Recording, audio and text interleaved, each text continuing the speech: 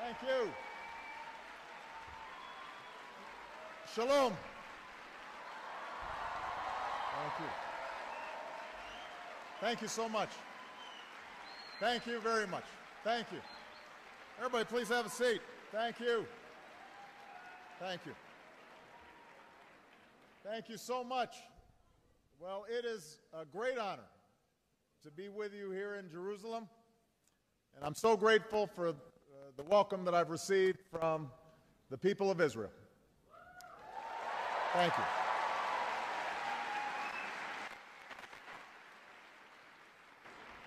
I bring with me the support of the American people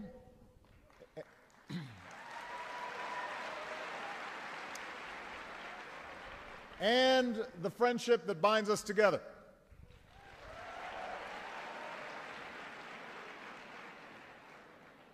You know, over the last 2 days, I've reaffirmed the bonds between our countries with Prime Minister Netanyahu and President Perez. I've borne witness to the ancient history of the Jewish people at the Shrine of the Book, and I've seen Israel's shining future in your scientists and your entrepreneurs. This is a nation of museums and patents, timeless holy sites, groundbreaking innovation. Only in Israel could you see the Dead Sea Scrolls and the place where the technology on board the Mars rover originated at the same time.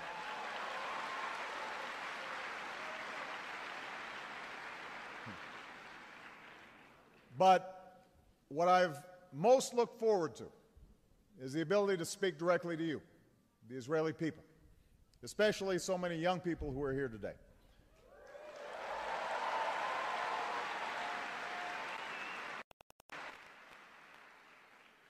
To talk about the history that brought us here today and the future that you will make in the years to come. Now, I know that in Israel's vibrant democracy, every word, every gesture is carefully scrutinized. But I want to clear something up just so you know. Any drama between me and my friend Bibi over the years was just a plot to create material for Eretz Nehederet. That's the only thing that was going on.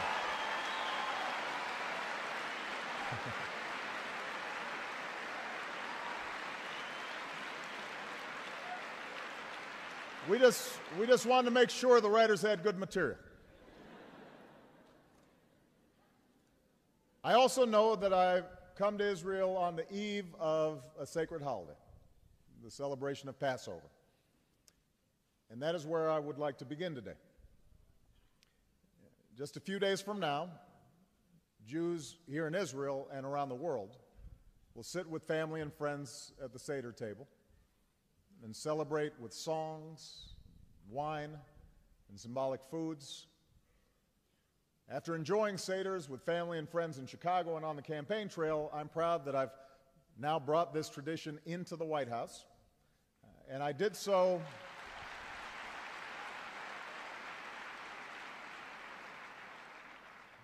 because I wanted my daughters to experience the Haggadah and the story at the center of Passover that makes this time of year so powerful. It's a story of centuries of slavery and years of wandering in the desert, a story of perseverance amidst persecution and faith in God and the Torah. It's a story about finding freedom in your own land. And for the Jewish people, this story is central to who you've become. But it's also a story that holds within it the universal human experience, with all of its suffering, but also all of its salvation.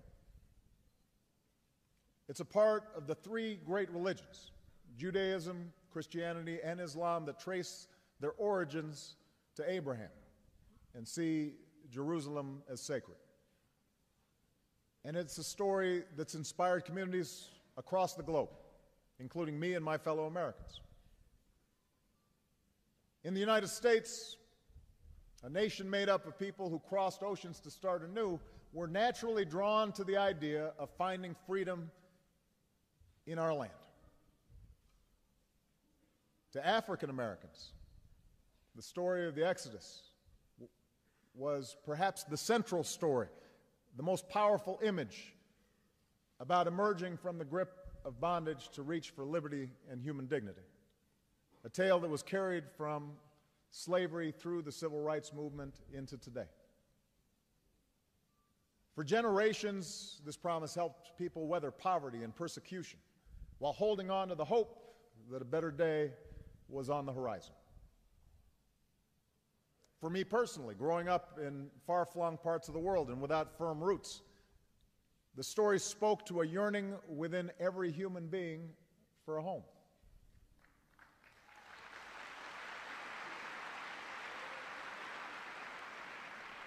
Of course, even as we draw strength from the story of God's will and His gift of freedom expressed on Passover, we also know that here on earth, we must bear our responsibilities in an imperfect world. That means accepting our measure of sacrifice and struggle, just like previous generations. It means us working through generation after generation on behalf of that ideal of freedom. As Dr. Martin Luther King said on the day before he was killed, I may not get there with you, but I want you to know that we as a people will get to the promised land. So just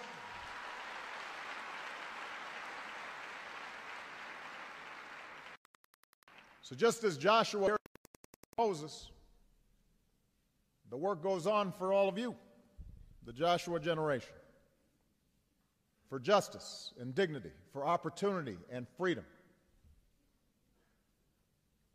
For the Jewish people, the journey to the promise of the state of Israel wound through countless generations. It involved centuries of suffering and exile, prejudice and pogroms, and even genocide. Through it all, the Jewish people sustained their unique identity and traditions, as well as a longing to return home. And while Jews achieved extraordinary success in many parts of the world, the dream of true freedom finally found its full expression in the Zionist idea, to be a free people in your homeland. That's why I believe that Israel is rooted not just in history and tradition, but also in a simple and profound idea. The idea that people deserve to be free in a land of their own.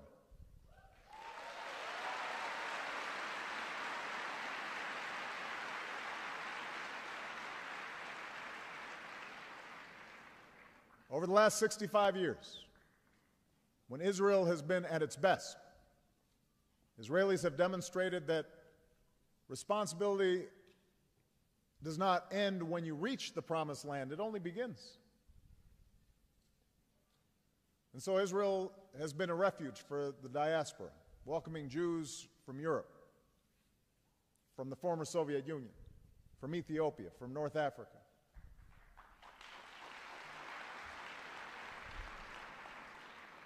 Israel has built a prosperous nation through kibbutzim that made the desert bloom, business that broadened the middle class, innovators who reached new frontiers from the smallest microchip to the orbits of space. Israel's established a thriving democracy with a spirited civil society and proud political parties and a tireless free press and a lively public debate. Lively may be an understatement.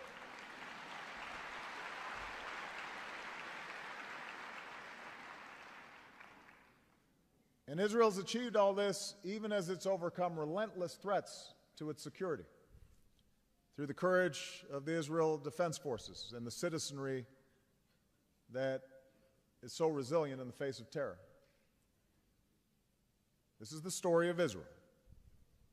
This is the work that has brought the dreams of so many generations to life. And every step of the way, Israel has built unbreakable bonds of friendship with my country, the United States of America.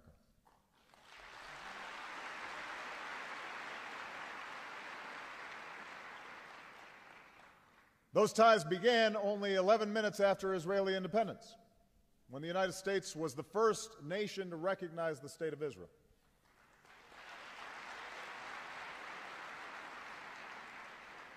As President Truman said in explaining his decision to recognize Israel, he said, "I believe it has a glorious future before it, not just as another sovereign nation, but as an embodiment of the great ideals of our civilization." And since then, we've built a friendship that advances our shared interests. Together, we share a commitment to security for our citizens and the stability of the Middle East and North Africa. Together, we share a focus on advancing economic growth around the globe and strengthening the middle class within our own countries. Together, we share a stake in the success of democracy. But the source of our friendship extends beyond mere interests, just as it has transcended political parties and individual leaders. America is a nation of immigrants. America is strengthened by diversity. America is enriched by faith. We are governed not simply by men and women, but by laws. We're fueled by entrepreneurship and innovation, and we are defined by a democratic discourse that allows each generation to reimagine and renew our union once more. So in Israel, we see values that we share, even as we recognize what makes us different. That is an essential part of our bond. Now, I stand here today mindful that for both our nations, these are some complicated times. We have difficult issues to work through within our own countries, and we face dangers and upheaval around the world. And when I look at young people within the United States, I think about the choices that they must make in their lives to define who we'll be as a nation in this 21st century, particularly as we emerge from 2 wars and the worst recession since the Great Depression. But part of the reason I like talking to young people is because no matter how great the challenges are, their idealism, their energy, their ambition always gives me hope.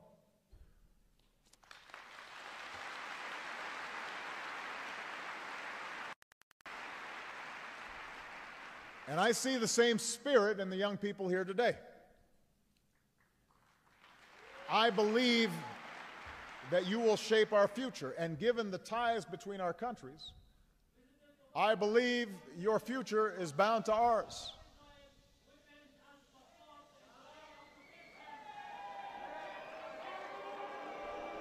No.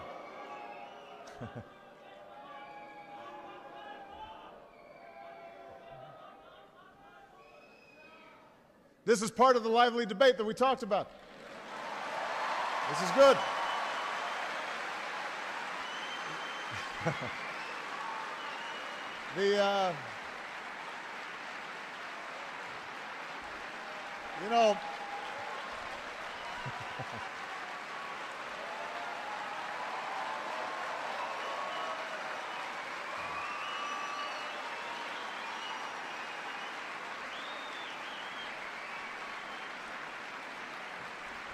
You know, I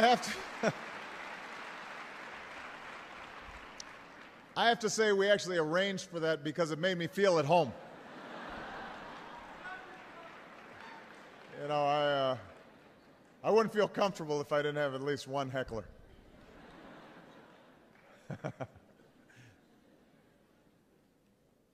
I'd like to focus on how we, and when I say we in particular, young people, can work together to make progress in 3 areas that will define our times: security, peace, and prosperity.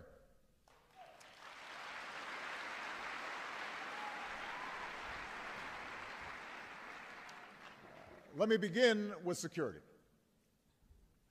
I'm proud that the security relationship between the United States and Israel has never been stronger. Never. More exercises between our militaries. More exchanges among our political and military and intelligence officials than ever before. The largest program to date to help you retain your qualitative military edge. These are the facts. These aren't my opinions. These are facts.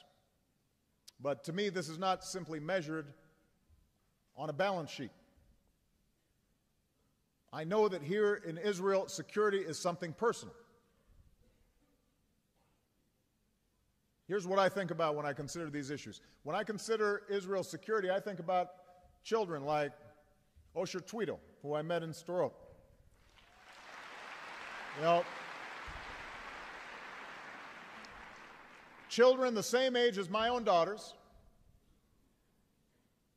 who went to bed at night fearful that a rocket would land in their bedroom simply because of who they are and where they live.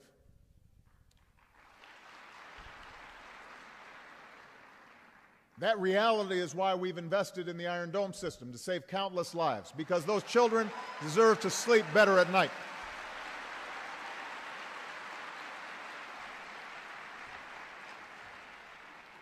That's why we've made it clear time and again that Israel cannot accept rocket attacks from Gaza, and we have stood up for Israel's right to defend itself.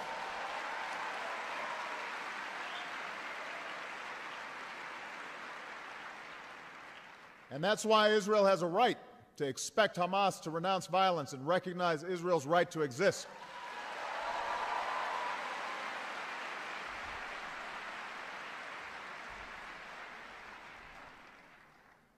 When I think about Israel's security, I think about 5 Israelis who boarded a bus in Bulgaria and were blown up because of where they came from, robbed of the ability to live and love and raise families.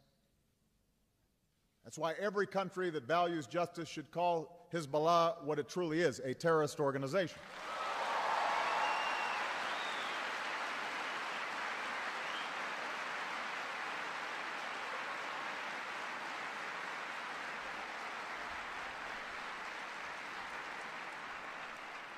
Because the world cannot tolerate an organization that murders innocent civilians, stockpiles rockets to shoot at cities, and supports the massacre of men and women and children in Syria right now.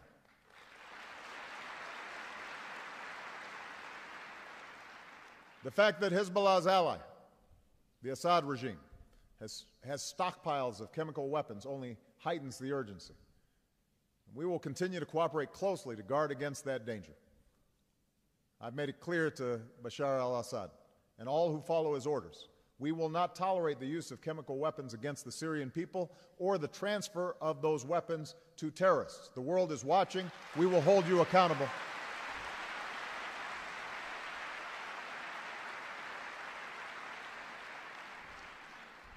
The Syrian people have the right to be freed from the grip of a dictator who would rather kill his own people than relinquish power. Assad must go so that Syria's future can begin. Because true stability in Syria depends upon establishing a government that is responsible to its people, one that protects all communities within its borders while making peace with countries beyond them. These are the things I think about when I think about Israel's security. When I consider Israel's security, I also think about a people who have a living memory of the Holocaust, faced with the prospect of a nuclear-armed Iranian government that has called for Israel's destruction. It's no wonder Israelis view this as an existential threat.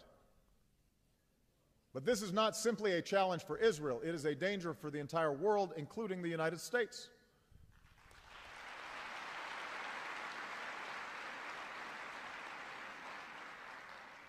A nuclear-armed Iran would raise the risk of nuclear terrorism. It would undermine the non-proliferation regime. It would spark an arms race in a volatile region. And it would embolden a government that has shown no respect for the rights of its own people or the responsibilities of nations. And that's why America has built a coalition to increase the cost to Iran of failing to meet their obligations. The Iranian government is now under more pressure than ever before, and that pressure is increasing. It is isolated, its economy is in dire straits, its leadership is divided, and its position in the region and the world has only grown weaker.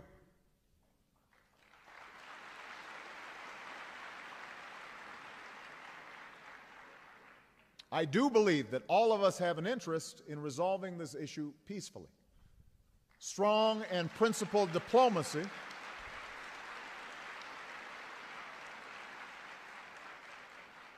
Strong and principled diplomacy is the best way to ensure that the Iranian government forsakes nuclear weapons.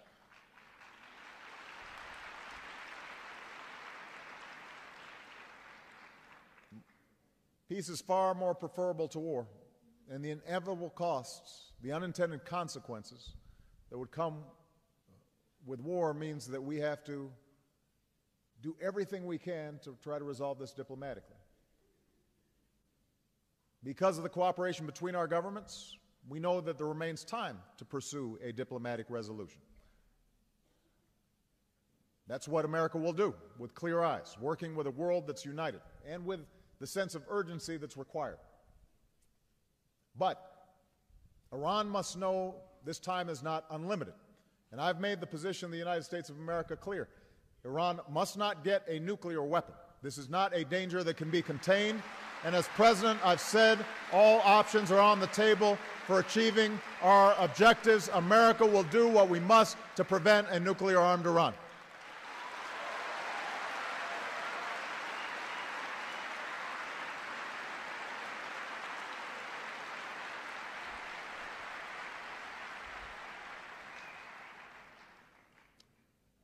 For young Israelis, I know that these issues of security are rooted in an experience that's even more fundamental than the pressing threat of the day. You live in a neighborhood where many of your neighbors have rejected the right of your nation to exist. And your grandparents had to risk their lives and all that they had to make a place for themselves in this world. Your parents lived through war after war to ensure the survival of the Jewish state. Your children grow up knowing that people they've never met may hate them because of who they are in a region that is full of turmoil and changing underneath your feet. So that's what I think about when Israel's faced with these challenges. That sense of an Israel that is surrounded by many in this region who still reject it, and many in the world who refuse to accept it. And that's why the security of the Jewish people in Israel is so important. It cannot be taken for granted. But make no mistake, those who adhere to the ideology of rejecting Israel's right to exist, they might as well reject the earth beneath them or the sky above, because Israel's not going anywhere.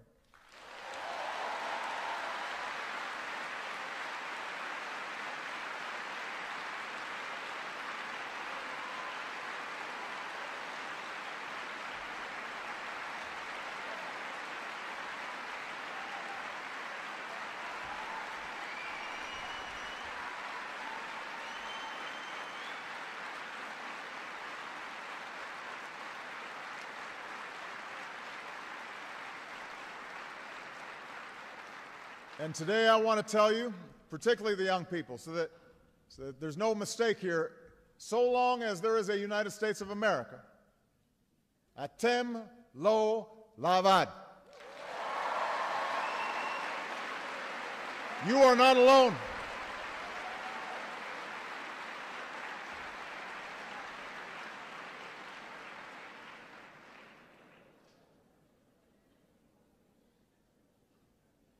The question is,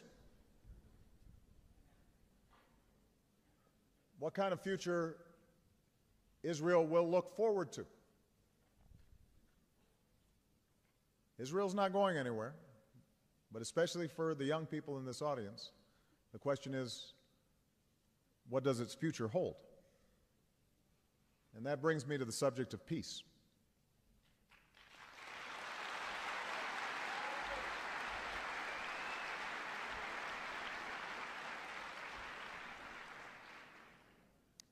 I know Israel has taken risks for peace. Brave leaders, Menachem Begin, Yitzhak Rabin, reached treaties with two of your neighbors. You made credible proposals to the Palestinians at Annapolis. You withdrew from Gaza and Lebanon and then faced terror and rockets. Across the region, you've extended a hand of friendship, and all too often, you've been confronted with rejection and, in some cases, the ugly reality of anti-Semitism. So I believe that the Israeli people do want peace.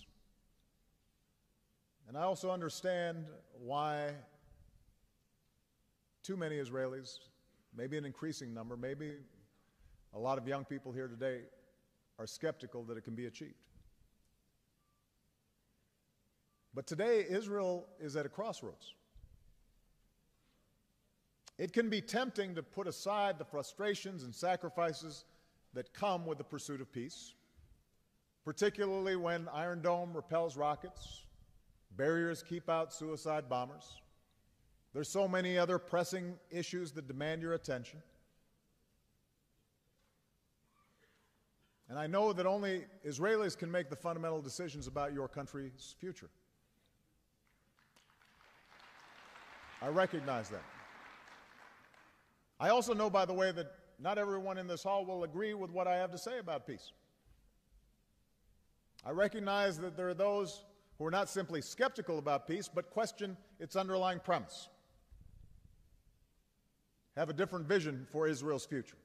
And that's part of a democracy. That's part of the discourse between our two countries. I recognize that. But I also believe it's important to be open and honest, especially with your friends. I also believe that.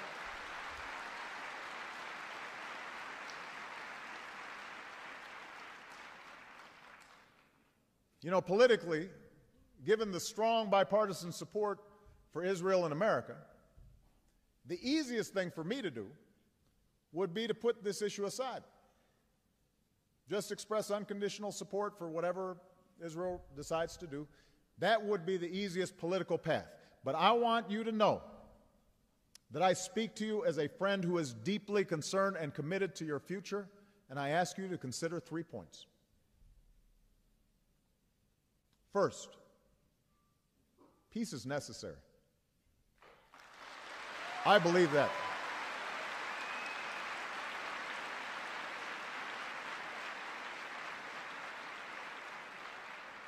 I believe that peace is the only path to true security. You have the opportunity to be the generation that permanently secures the Zionist dream, or you can face a growing challenge to its future. Given the demographics west of the Jordan River, the only way for Israel to endure and thrive as a Jewish and democratic state is through the realization of an independent and viable Palestine. That is true.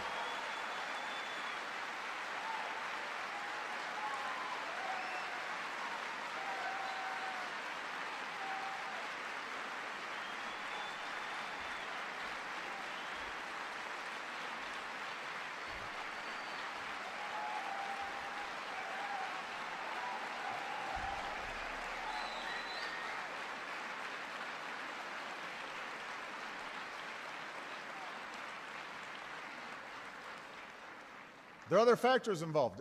Given the frustration in the international community about this conflict, Israel needs to reverse an undertow of isolation. And given the march of technology, the only way to truly protect the Israeli people over the long term is through the absence of war, because no wall is high enough and no Iron Dome is strong enough or perfect enough to stop every enemy that is intent on doing so from inflicting harm.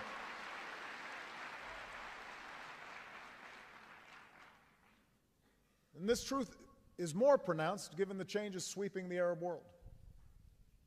I understand that with the uncertainty in the region, people in the streets, changes in leadership, the rise of non-secular parties in politics, it's tempting to turn inward because the situation outside of Israel seems so chaotic. But this is precisely the time to respond to the wave of revolution with a resolve and commitment for peace. Because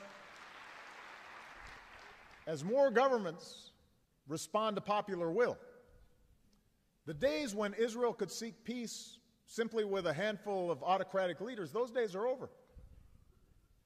Peace will have to be made among peoples, not just governments.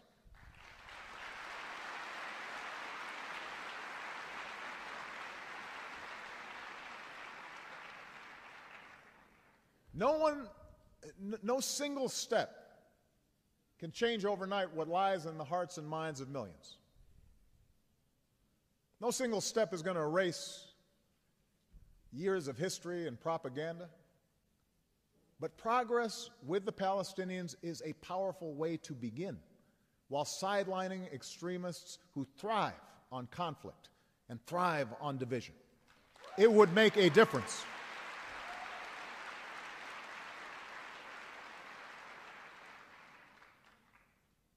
So peace is necessary, but peace is also just.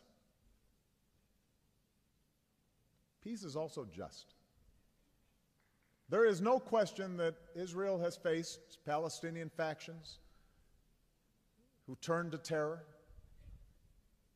leaders who missed historic opportunities. That is all true. And that's why security must be at the center of any agreement. And there is no question that the only path to peace is through negotiations, which is why, despite the criticism we've received, the United States will oppose unilateral efforts to bypass negotiations through the United Nations. It has to be done by the parties.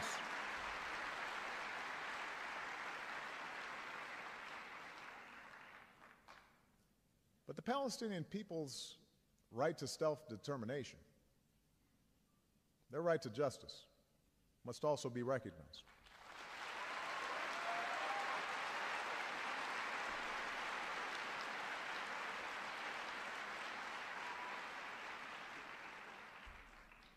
And put yourself in their shoes. Look at the world through their eyes. It is not fair that a Palestinian child cannot grow up in a state of their own.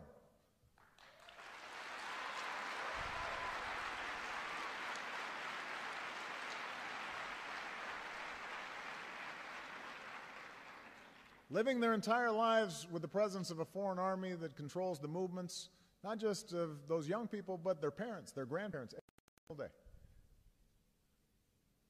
It's not just when settler violence against Palestinians goes unpunished.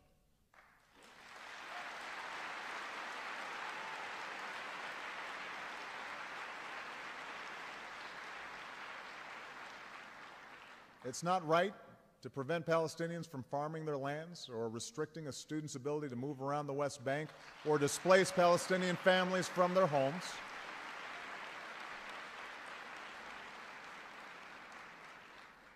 Neither occupation nor expulsion is the answer.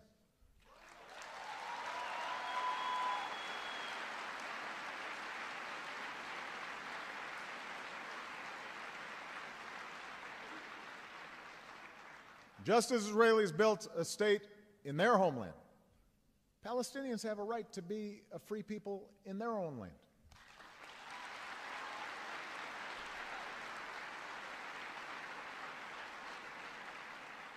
You know, I'm going off script here for a second, but before I came here, I met with a group of young Palestinians from the age of 15 to 22. And talking to them, they weren't that different from my daughters. They weren't that different from your daughters or sons. I honestly believe that if any Israeli parent sat down with those kids, they'd say, I want these kids to succeed. I want them to prosper. I want them to have opportunities just like my kids do. I believe that's what Israeli parents would want for these kids if they had a chance to listen to them and talk to them. I believe that.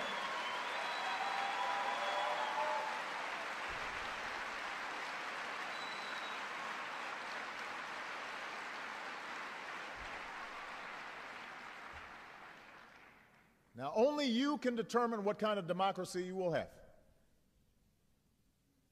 But remember that as you make these decisions, you will define not simply the future of your relationship with the Palestinians, you will define the future of Israel as well.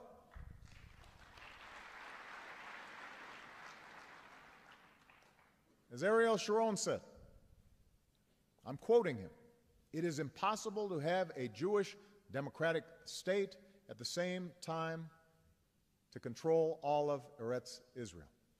If we insist on fulfilling the dream in its entirety, we are liable to lose it all."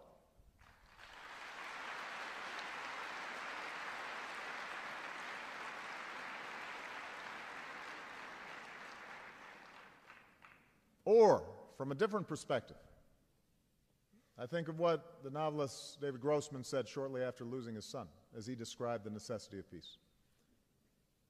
"A peace of no choice," he said, "must be approached with the same determination and creativity as one approaches a war of no choice."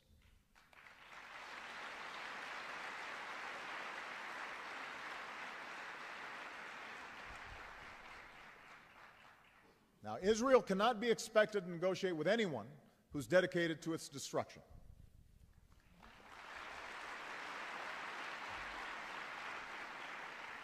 But while I know you have had differences with the Palestinian Authority, I genuinely believe that you do have a true partner in President Abbas and Prime Minister Fayyad. I believe that.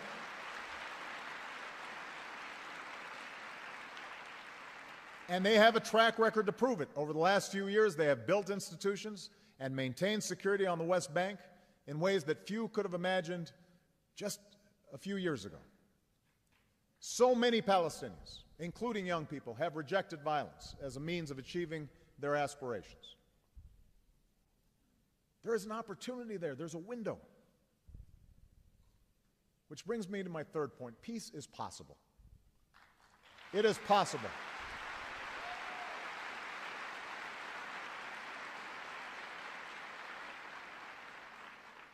I'm not saying it's guaranteed. I can't even say that it is more likely than not, but it is possible. I know it doesn't seem that way. There are always going to be reasons to avoid risk. There are costs for failure. There will always be extremists who provide an excuse not to act. I know there must be something exhausting about endless talks about talks and daily controversies and just the grinding status quo, and I'm sure there's a temptation just to say, enough. Let me focus on my small corner of the world and my family and my job and what I can control. But it's possible. Negotiations will be necessary, but there's a little secret about where they must lead. 2 states for 2 peoples. 2 states for 2 peoples.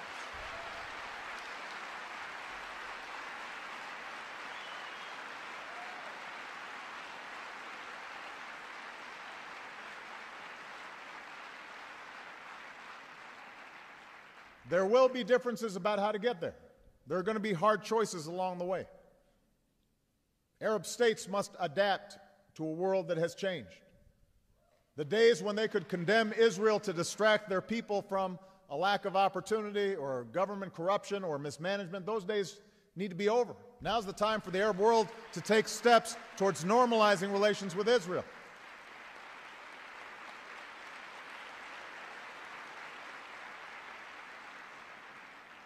Meanwhile, Palestinians must recognize that Israel will be a Jewish state and that Israelis have the right to insist upon their security.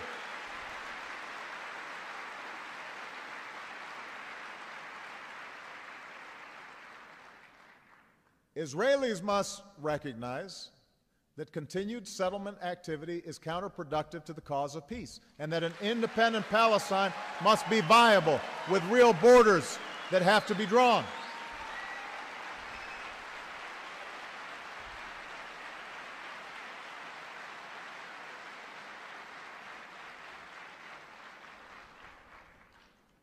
I've suggested principles on territory and security that I believe can be the basis for these talks.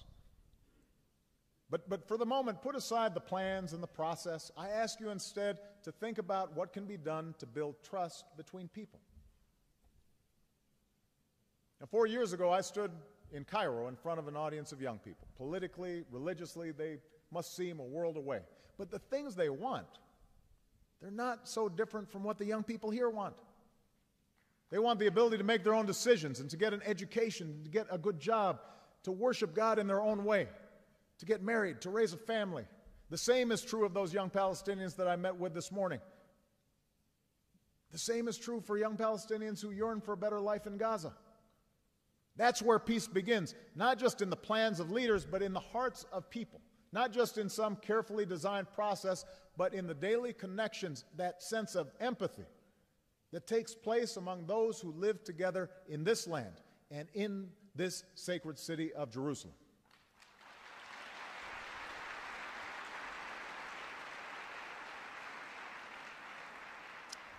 And let me say this as a politician. I can promise you this. Political leaders will never take risks if the people do not push them to take some risks. You must create the change that you want to see. Ordinary people can accomplish extraordinary things.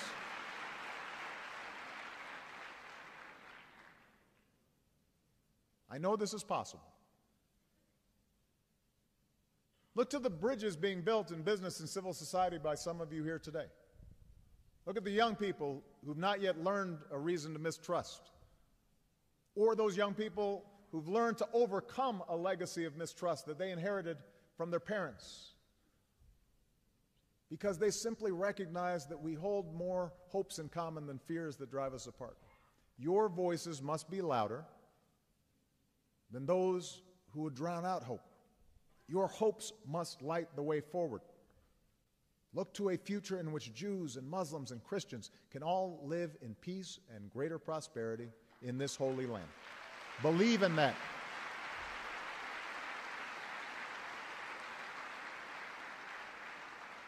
And most of all, look to the future that you want for your own children. A future in which a Jewish, democratic, vibrant state is protected and accepted for this time and for all time.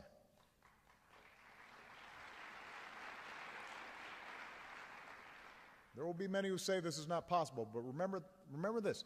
Israel is the most powerful country in this region. Israel has the unshakable support of the most powerful country in the world. Israel's not going anywhere. Israel has the wisdom to see the world as it is, but this is in your nature. Israel also has the courage to see the world as it should be. You know,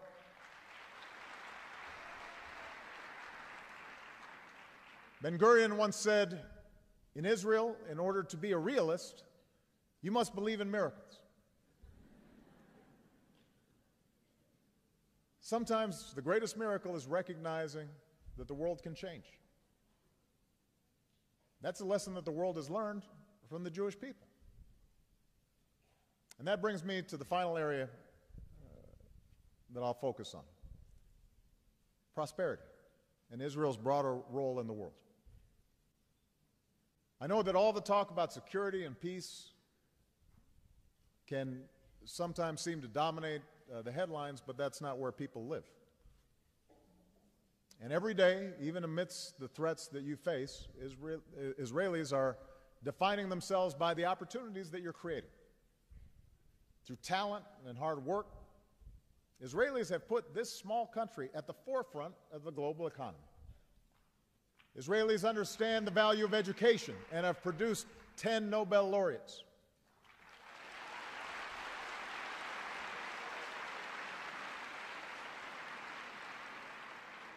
Israelis understand the power of invention, and your universities educate engineers and inventors. And that spirit has led to economic growth and human progress. Solar power and electric cars, and bandages and prosthetic limbs that save lives, stem cell research and new drugs that treat disease, cell phones and computer technology that change the way people around the world live. So if people want to see the future of the world economy, they should look at Tel Aviv, home to hundreds of startups and research centers.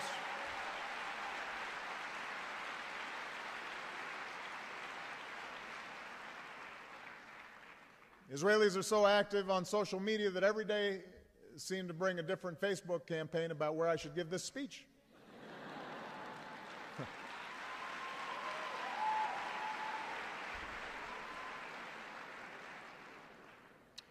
That innovation is just as important to the relationship between the United States and Israel as our security cooperation. Our first free trade agreement in the world was reached with Israel nearly 3 decades ago. Today, the trade between our two countries is at $40 billion every year.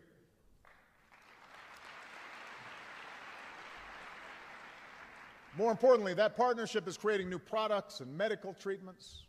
It's pushing new frontiers of science and exploration.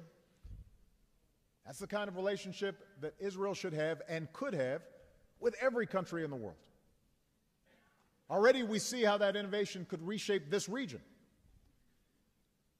There's a program here in Jerusalem that brings together young Israelis and Palestinians to learn vital skills in technology and business. An Israeli and Palestinian have started a venture capital fund to finance Palestinian startups. Over 100 high-tech companies have found home on the West Bank, which speaks to the talent and entrepreneurial spirit of the Palestinian people. You know, one of the great ironies of what's happening in the broader region is that so much of what people are yearning for, education, entrepreneurship, the ability to start a business without paying a bribe, the ability to connect to the global economy, those are things that can be found here in Israel. This should be a hub for thriving regional trade and an engine for opportunity.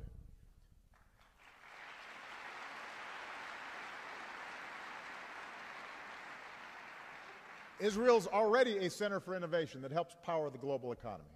And I believe that all of that potential for prosperity can be enhanced with greater security, enhanced with lasting peace.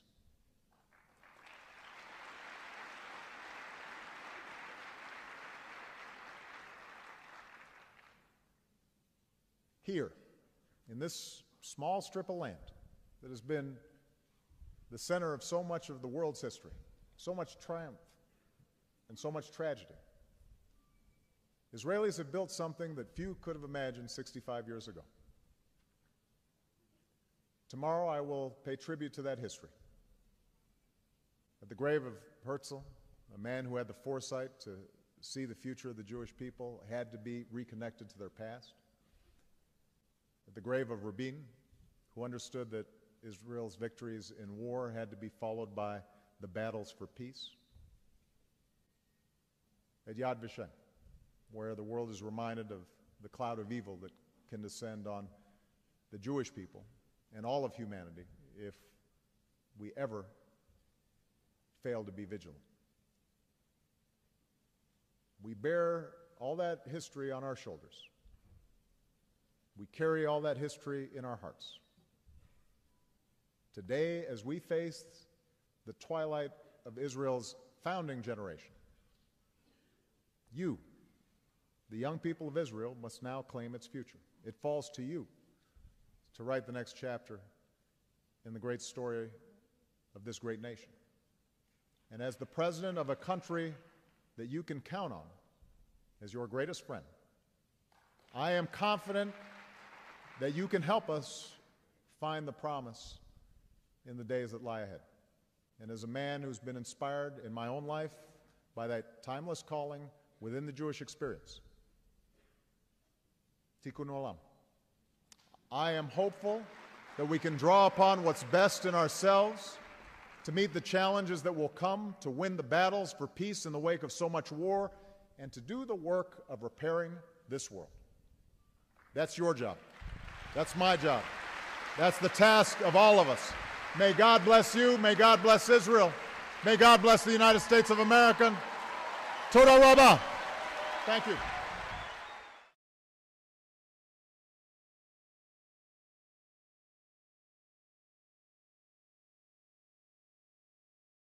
Future and your scientists and your entrepreneurs. This is a nation of museums and patents, timeless holy sites, groundbreaking innovation. Only in Israel could you see the Dead Sea Scrolls and the place where the technology on board the Mars rover originated at the same time.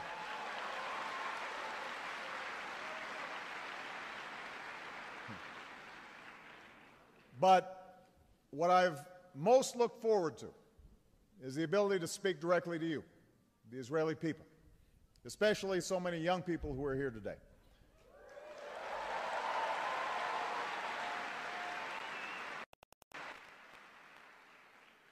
To talk about the history that brought us here today and the future that you will make in the years to come.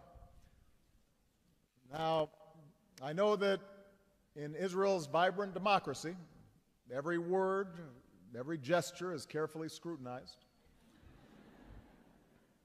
But I want to clear something up just so you know. Any drama between me and my friend Bibi over the years was just a plot to create material for Eretz Nehederet. That's the only thing. A story of perseverance amidst persecution and faith in God and the Torah. It's a story about finding freedom in your own land. And for the Jewish people, this story is central to who you've become. But it's also a story that holds within it the universal human experience, with all of its suffering, but also all of its salvation. It's a part of the three great religions, Judaism, Christianity, and Islam, that trace their origins to Abraham and see Jerusalem as sacred. And it's a story that's inspired communities across the globe, including me and my fellow Americans. In the United States, a nation made up of people who crossed oceans to start anew, we're naturally drawn to the idea of finding freedom in our land. To African Americans, the story of the Exodus was perhaps the central story, the most powerful image about emerging from the grip of bondage to reach for liberty and human dignity. A tale that was carried from slavery through the civil rights movement into today. For generations, this promise helped people weather poverty and persecution while holding on to the hope that a better day was on the horizon. For me personally, growing up in far-flung parts of the world and without firm roots, the story spoke to a yearning within every human being for a home.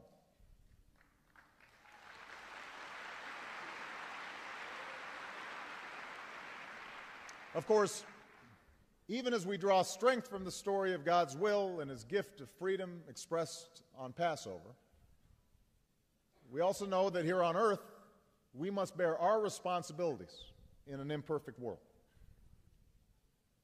That means accepting our measure of sacrifice and struggle, just like previous generations. It means us working through generation after generation on behalf of that ideal of freedom.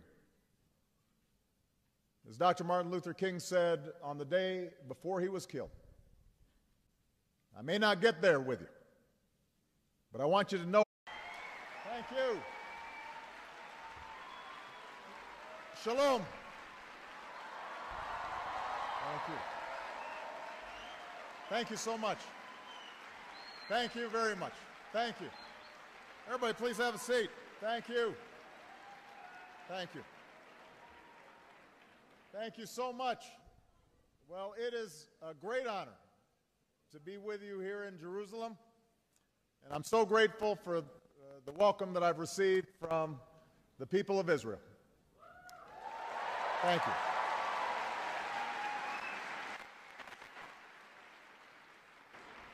I bring with me the support of the American people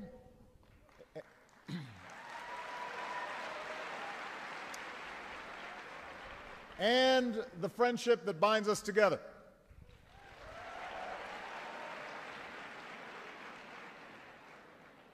You know, over the last 2 days, I've reaffirmed the bonds between our countries with Prime Minister Netanyahu and President Perez. I've borne witness to the ancient history of the Jewish people at the Shrine of the Book. And I've seen Israel's shining future. What's going on?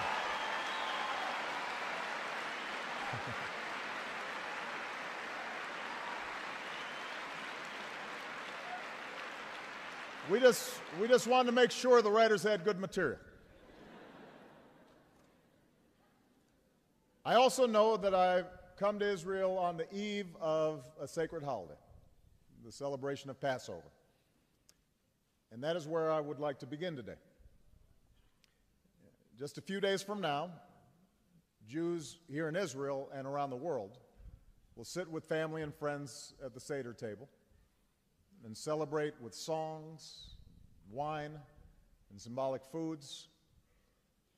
After enjoying Seders with family and friends in Chicago and on the campaign trail, I'm proud that I've now brought this tradition into the White House. And I did so